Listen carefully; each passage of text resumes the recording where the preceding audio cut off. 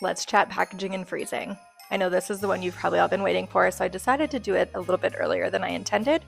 This is where I'm getting the most questions. So most of my treats go to offices, so large groups, 20 plus.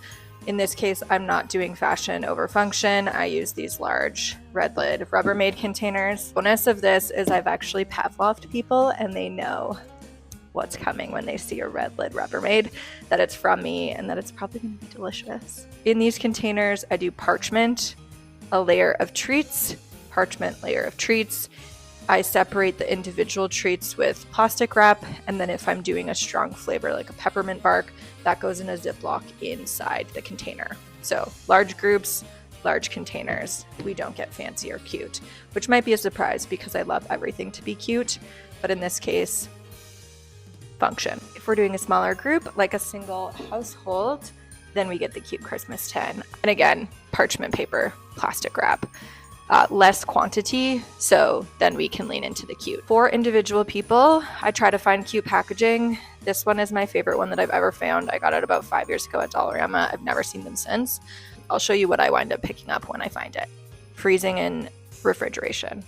So I made these last Sunday. These are my sugar cookies. I flat packed them in a Ziploc bag, design upon design, so circles on circles, stars on stars. They've gotten shifted around a little bit, so they've kind of jostled, but you can just stick a straw in the corner of the zip, close the rest of the zip, and suck out the air. That way you're not crushing it in a vacuum seal machine, because these would probably break and get crushed in a machine. So that way we can take out as much air as we can. This sits nice and flat in my freezer. I personally don't put my decorated cookies in the freezer. There's plenty of people do. It's safe to do. I just choose to decorate them as close to the day that I'm going to deliver them as possible.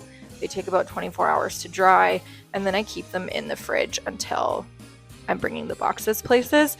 I don't have advice on freezing them with icing because I personally don't do it, but there's lots of people who do, so you can find that for sure. And in terms of anything that's not flat, so these are my pistachio rocher brownies.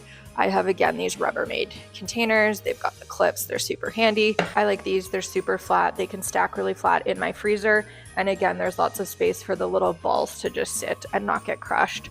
And again, these will just stay in my freezer until a day or two before I'm bringing things places. I baked things last weekend. I'm baking again this weekend, so things will stay in the fridge until I bring things places on Monday.